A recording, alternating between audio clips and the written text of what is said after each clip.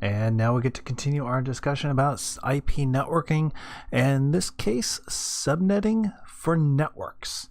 Now, previously we talked about subnetting for hosts, and we talked about identifying how many hosts we needed in an environment in order to determine how big to make the network.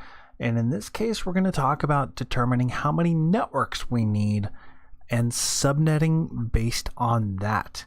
For instance, if I had a network such as 172.20.0.0 and I had 3 buildings, and each building had 6 floors, then I have essentially 18 floors, and so maybe I want to break this 172.20.0.0 up into 18 different networks. So then I could then determine, so I then did use this process that we're going to talk about in order to determine how to segment those networks, how to break up those networks in order to have 18 of them. Or if I wanted 2 networks per floor, then I could have 42 of them, 18, something like that. 36 of them. There we go. So, subnetting for networks uses a process called borrowing bits. So, borrowing is a process of taking bits from the hosts and making it part of the network. So for instance, I have here an example of 10.0.0.0, and that is traditionally a class A network, which is a /A, which means right there is my separation point. Everything on the left here is a network, and everything on the right here is a host. So when I borrow bits, what I'm essentially doing is I'm taking that vertical line that I just drew there that separated the 10 from all the zeros, and I'm moving it to the right. So for instance, if I wanted to borrow 8 bits, what I'm doing is I'm actually moving the line to right there. So I don't have one network with 16.7 million hosts. I can now have 256 networks with 65,000 hosts each. Now what this means is I can now have, for instance, a different network for each floor in my building, a different network for each building in my company, and instead of having one huge network, which is impossible for everybody to manage, I now have one network called 10.0. I then have another network called 10.1 and 10.2, 10.3, 10.4, all the way down to 10.255. I can have 256 different networks by simply borrowing 8 bits. Now, if I needed more networks, I could borrow more bits. If I needed less than 8 networks, 256 networks.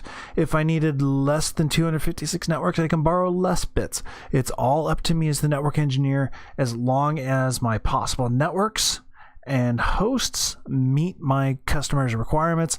I can move the numbers around however I want with some leeway. So how do we do this? Well, we start off by identifying the original network. So for instance, let's say I have the network 192.166.21.47. Well, we then ask ourselves, well, what class is this? 192 is a class B. And what's the default subnet mask? Well, that's 255. Not a class C. Sorry, class C. 255, 255, 255.0 or a /24. Okay, so let's say I want to break that into 3 networks. I want not 1 network, but I want 3 networks. So right now I have 1 network right here, which is called 192.166.21. I want to have 3 sub networks. So I then use the powers of 2 to determine how many bits I need to borrow. For instance, if I wanted 2 2 networks, it's 1 bit. Remember, binary, 1 bit gives me the numbers 0 and 1, so it gives me 2 possible networks. 2 bits gives me 4 networks, 3 bits 8, and so on and so on. I said I wanted 3 networks, which means I have to go with 4. I have to borrow 2 bits. 2 networks isn't enough, 4 networks is more, but that's the best I can do in this case. I need to go larger, not smaller than my environment. So my original network was, let's see, 192, 166.21, 0/24. So I determined I need 2 more bits to be borrowed for my environment. So that means my new network is 192.166.21.0/26. One thing to note about subnetting based on network as opposed to subnetting based on hosts. When we talked about subnetting based on hosts, there were always 2 addresses that we couldn't use. There was the network address and the broadcast address. We couldn't use those in our calculations, so we had to add 2 to everything we're doing. When we're figuring it out with networks, we don't have to worry about that. There is no broadcast or network, so we can just simply go with the 4 networks for the 3. When I need 3, I can simply just go with 4. Or if I needed 4, I could go with 4. I don't have to add 2 to it. Okay, so I've now created a new subnetwork called 192.166.21.0/26. However, this is just my first network. I created 4 of them. Remember, right here, it says I created 4. So that means I have a second, a third, and a 4th network right there. So how do I figure out what these other networks are? Well, this is where the binary comes in. I now have A/26. So what I'm going to do is I'm just going to work on the last octet. So my first, right here, my last octet, 1, 2, 3, 4, 1, 2, 3, 4, right there. That is 0, right? My subnet mask is a 255.192. So the mask is, so it's 2 bits. So everything to the left, or everything in the first 3 octets, is going to be all 1s. For the 4th octet, I'm going to have 2 bits. So 1 1 0 0 0 0. And that comes out to being 192. And again, that's just from practice of converting binary to decimal, decimal to binary. So I now know that these 2 bits over here on the left-hand side have to do with my network. My very first network is all 0s. My second network is going to be a 0 1. There we go. My third network is a 1 0, and then my 4th network is a 1 1. Hopefully that makes sense. This is my network portion right here, plus everything leading up to this. The 255, 255, 255, and then dot 0 0, 0 1, 1 0, 1 1. So, whoops. I could simply fill these out. 0 1 0 0 0 0 0 0 is 64. 1 0 0 0 0 0 0 0 is 128, and then 1 1 0 0 0 0 0 0 is 192. So that means my second network is 192 166.21.64/26 and 192.166.21.128/26 and 192 166.21.192/26. So, a little bit of background, or if we go back against that again, so I go back a slide here and I can see identifying the original network. My original network was 192.166.21. The full address was .47, but just 21 was the network portion, because I knew that it was a default Class C address with the Class C mask and a /20 for it. I then identified how many networks I needed. I said I needed 3 networks.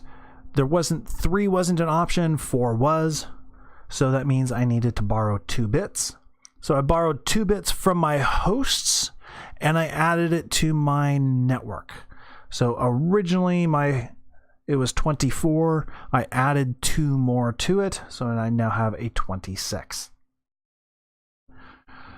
Once I had the 26, well, then I went back to the binary again.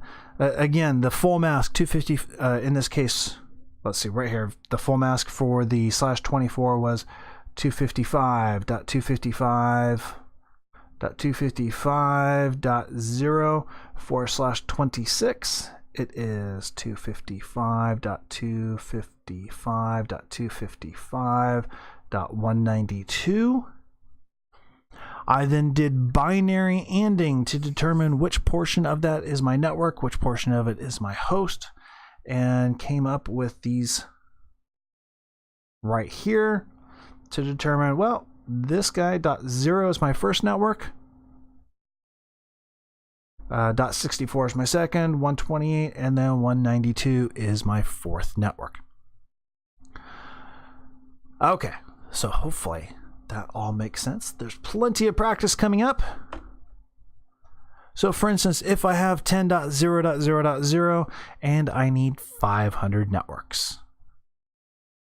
Well, let's start from scratch. What class address is this? Well, 10. Is a Class A. The default subnet mask and CIDR. 255.0.0.0 is the default subnet mask, or /8. How many bits need to be borrowed? Well, I need 500 networks. So let's do our calculation, or our powers of 2. 2, 4, 8, 16, 32, 64, 128, 256, 512, and that looks right. I could keep going, 1024, but that's even further. So 512 is what we need. So let's figure out how many bits that is. 2, 3, 4, 5, 6, 7, 8, 9. So I need 9 bits. So 9. Okay, well, I had a /8, so I add 9 to that. My new CIDR is 8 plus 9, that's 17. And my new subnet mask is 255.255.128.0. And if you're entirely unsure about that, we have, let's see, 1, 2, 3, 4, 5, 6, 7, 8. So there's 8 bits. 1, 2, 3, 4, 5, 6, 7, 8. There's 16 bits. And then we need 17, so I add 1 more. 4, 5, 6, 7, 8. So then there's the last bit right there, and all my zeros. 8 plus 8 plus 1 is 17. So 255 right here, 255 and 128 and 0.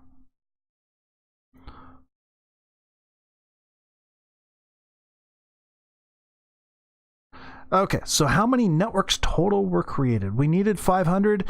How many did we actually create? Well, this, again, we can look over at our list here. We needed 500. 500 exact wasn't an answer, but 512 were. Remember,